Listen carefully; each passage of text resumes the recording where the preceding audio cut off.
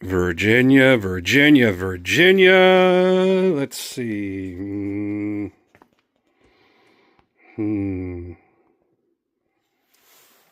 Whoa, Nelly. She's back.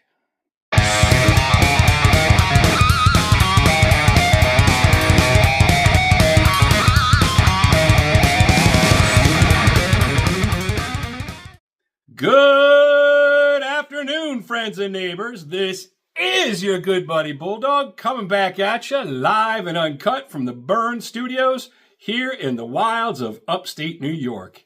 So glad to have you back. Thank you so much for joining me here today. As you have figured out, I'm going to be talking about another very special blend today. Jeremy Reeves of Cornell and Diehl, the head blender, has made an announcement as of yesterday. He posted a video saying that Steamworks is coming back. Yes, friends and neighbors, I said it. I'll say it again. Steamworks is coming back. It will be released this coming Tuesday, March 3rd, 2026 at 6 p.m. I'm really excited about this because I only have a couple of tins left in my cellar, and well, I'll tell you about it. I have a couple tins left. I would like some more, and I panicked a little bit last year when I had emailed Cornell and Diehl and was told that they will not be making Steamworks in 2025. That panicked me a little bit because, like I said, I don't feel like I have enough in my cellar.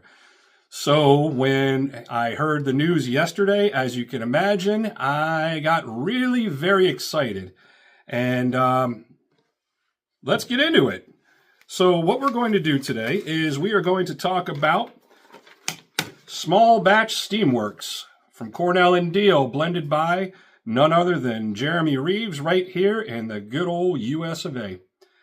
It comes in a 2-ounce tin like such. There we have it. Oh, man. I got to get away from this glare somehow. So it says Steamworks. Sorry, guys. Trying to give you every view I possibly can without it glaring too much. All right, so that's the 2-ounce tin that it comes in. That's the only tin that it comes in because it is a small batch and a limited edition. So let's take a look here. We have the blend style. It is a Virginia forward blend style, although it does have other components in it. It does have the red Virginias, and they're key. They're the key player, the foundation in this, and they're treated very, very differently in this. I'll tell you about that in just a moment. It is technically a vapor because it does have some Perique in it, but it also has some Orientals in it. Black Sea Sokum, Sokum, I'm not sure how to pronounce that, but it's Black Sea Sokum, and that is the Oriental that they add to this. So the really interesting thing about this is the components haven't only been carefully selected, but they've also been individually aged. The Black Sea Sokum has been aged since 2005, and the Old Belt Red Virginias they talk about are from 2019. I don't know what the Old Belt Red Virginias are. I'm assuming it's a certain region that they come from, this Old Belt. But anyway, the age is what's important. They're from 2019. So those components have been aged, as has the Perique, because Perique is a fermented component as well. Well, not as well, but it's been aged as well because it has been fermented. That's the way to say it. All right. So here's where the interesting thing really comes in with this blend. The Virginias have been treated in 3 ways. Some have been simply flue cured, and they've presumably been added in order to add sweetness, because that's typically what flue cured leaf does. Another part of it has been steam treated deeply to become a rich black Virginia Cavendish. and some has been steamed to a lesser degree in order to add a third depth of flavor. So, in order for me to be able to discern these distinct characteristics, I've taken the time to smoke individual blend components so that I can more readily identify them in the blends. What I've done is I've taken, dark burley, white burley, Perique. Yes, I've smoked Perique straight. That's interesting. But as far as this is concerned, I have smoked the flue-cured reds. I have smoked stoved reds. And I have smoked the red Virginia Cavendish that Cornell and Diehl puts out. And each one has its own depth of flavor and sweetness. It's really, really interesting. I highly recommend, if you get the chance, especially if you're going to be getting into blending yourself and you want to start adding these components to your own blends, you really should get familiar with how each component tastes on its own so you can see what it adds to the blends that you're making. And it also helps, like I said, to help you more readily discern them in the blends that you're smoking. All right, let's get back to this. All right, so it is a broken flake.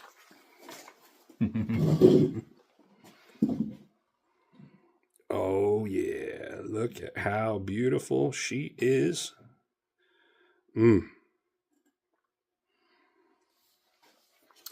So it looks pretty dang dark because of the fact that it's been steam treated and cooked. We'll talk more about that too in a little bit. It's a broken flake, and the moisture level I'd say is right about bullseye. It's surprisingly dry because I've had some Cornell and Diehl tins that have been fairly moist that require a little bit of drying beforehand. And here, this Steamworks that's been steam treated is actually fairly dry, and I'd say it's bullseye, ready to smoke right out of the tin. All right, so let's see. I do have... Oh, we need to talk about the tin note or the pan note. Oh, yeah. It's got a nice Virginia, obviously Virginia forward tin note.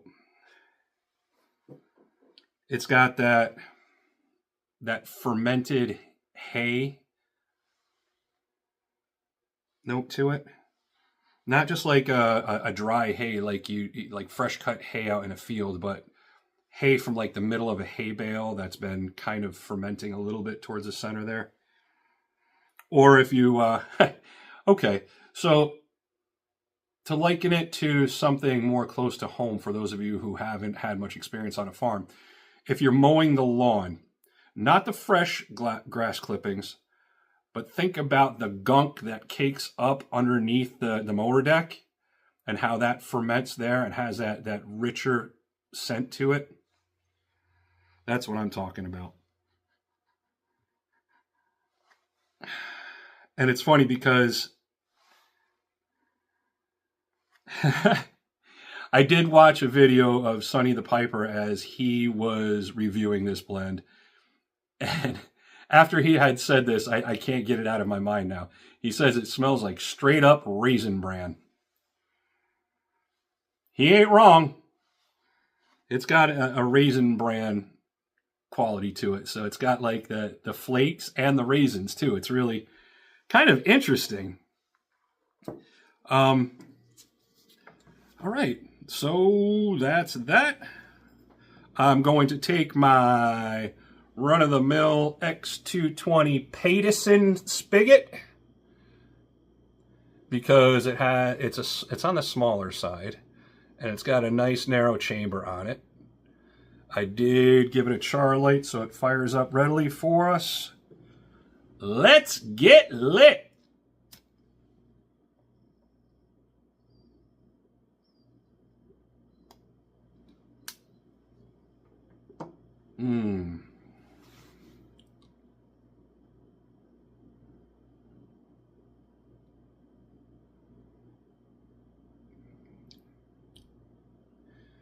Ah, right off the bat, you get the Virginias jumping right out at you.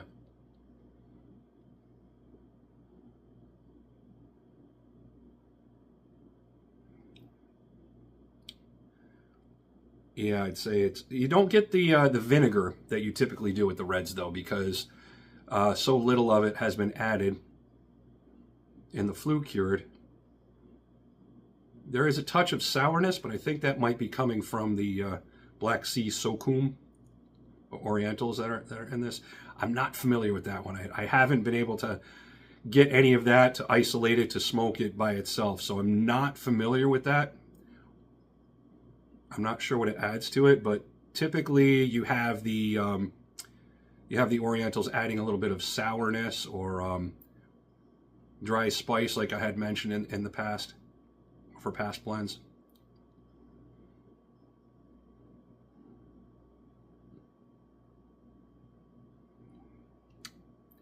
That raisin bran is carrying over in the smoke here too.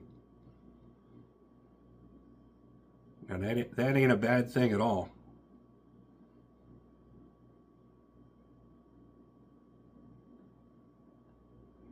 Very, very tasty. It does have a creaminess to it too. It's a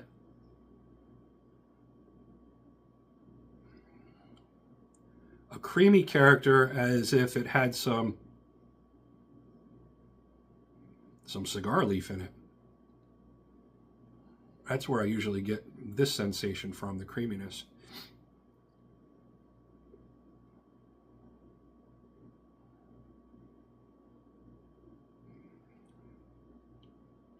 A little bit of figginess going on there.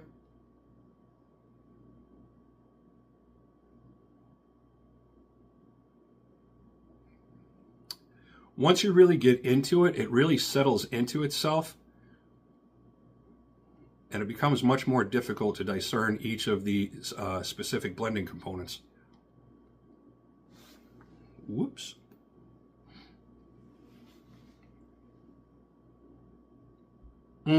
Something that's very important. I have seen in the past, Jeremy Reeves has said that he strongly recommends against drying this unless it's absolutely necessary. He says it tends to lose a lot of the flavor qualities that he was shooting for originally with doing the whole steaming process. Yeah, it diminishes the flavor, so. Now, the selected Virginias are really quite high in sugar content. I believe it said 17%? 17.72% sugar content, which from my understanding is relatively high.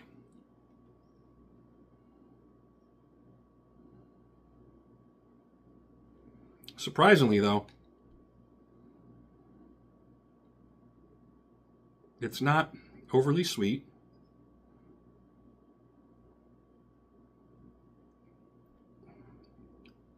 And it's probably because the steaming, or the sweetness has been tempered by the steaming process.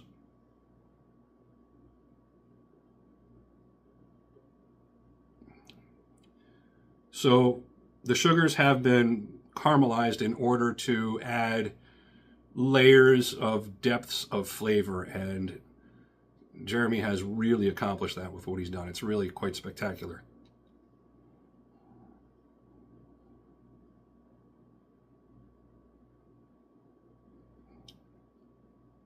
Now, I think this is one of those blends, you don't just want to crack the tin and go for it.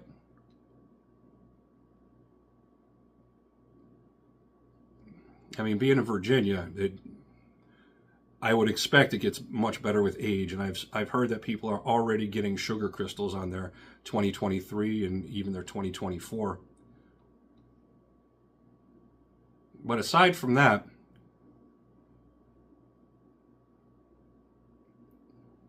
I think maybe if you give it a little jar time, don't smoke it right out of the tin. Give it like 2 weeks jar time. Let it aerate, let it breathe. It's been sitting in there for a little bit. sitting in that tin. Treat it like a fine wine. I find that when I do that with most blends, I've had blends where I smoked fresh out of the tin and I'm like, oh man, I got to give this away. This has nothing for me, nothing going for it for me.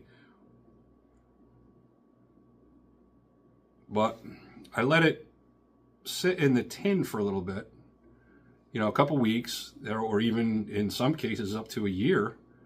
And man, it totally changes. Takes on all different characteristics. Just aerating a bit. A little jar time does a blend good.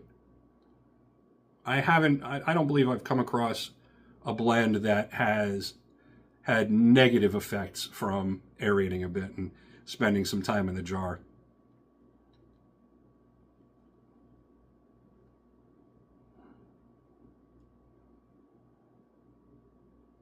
Zero tongue bite.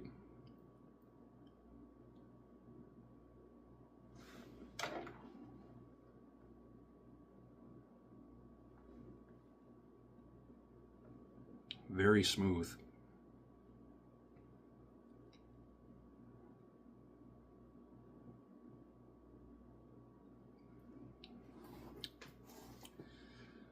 Now,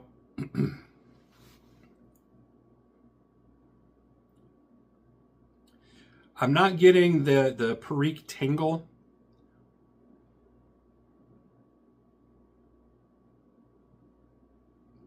Even on the retrohale. I think it's just more adding a flavor to it. I think that's where that figginess is coming from that I mentioned before.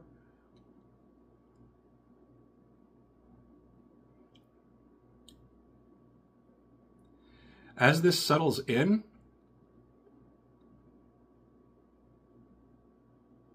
and it's really, all the components are melding together.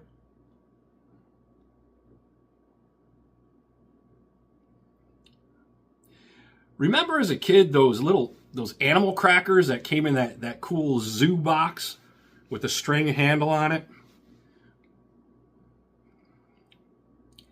It's bringing me back to those.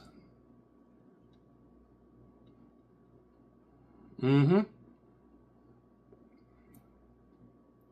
Very, very tasty.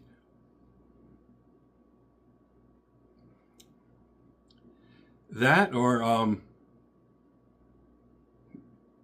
those of you who are Italian in descent, or you know somebody, a close friend who's Italian, or you have access to an Italian market, around Christmas time they come out with panettone, which is like a raisin bread, almost a cake. It's shaped like a cake, like a bundt cake kind of thing almost. It has a slight sweetness like that. Yeah, that fits it pretty good. But like I said, it's not overly sweet. It's really controlled.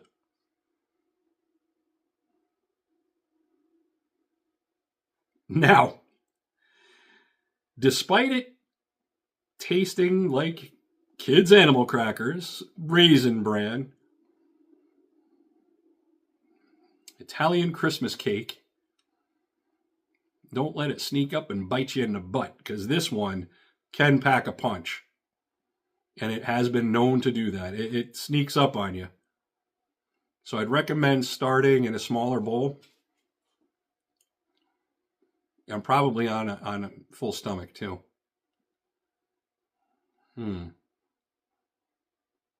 It does have a fairly high nicotine content.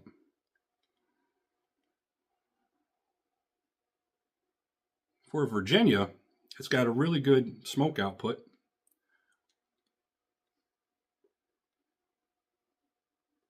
That might be from the Cavendish, I'm willing to bet. So yeah, that's not only adding that depth of flavor, but it's also adding, you know, some decent smoke output.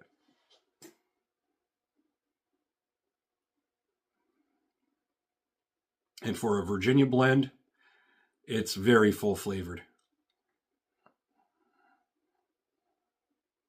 Good stuff. As far as the cellaring potential is concerned, like I said, I've already seen blends that are growing sugar crystals on them. I can't imagine this getting any worse with age. And if it only smooths out and gets a little bit sweeter with age, you're in for a treat, man.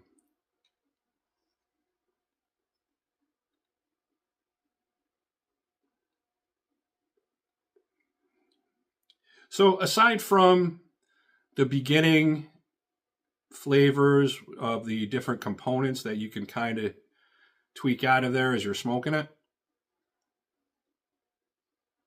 as it settles back and really unifies and melds, it's fairly consistent throughout the bowl, which isn't a bad thing. Very tasty.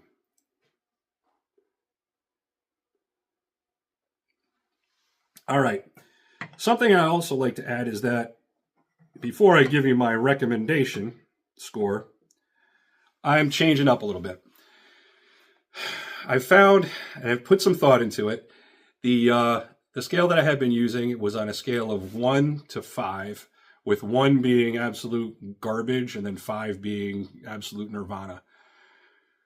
That being said, if you think about it, most blends that I like will be in the 4 range. Anything average will be in the 3 range, but it's not as specific as I'd like it to be. I realize that I'll have more play on a scale of 1 to 10. So I'm seeing people have good luck with that. So again, the scale is 1, I don't recommend it. It's garbage. 10, absolutely wonderful, magical stuff. In this case, I would say that this is a good solid 8.5 in my book. I do recommend it. Again, it's coming out this coming Tuesday, depending on when you're watching this video. I hope you don't miss it. But yeah, it's at 6 o'clock on March 3rd, 2026 is the drop. So I'm led to believe. All right. So again, this is your good buddy Bulldawg at the burn, thanking you very much for joining us. I'll see you next time.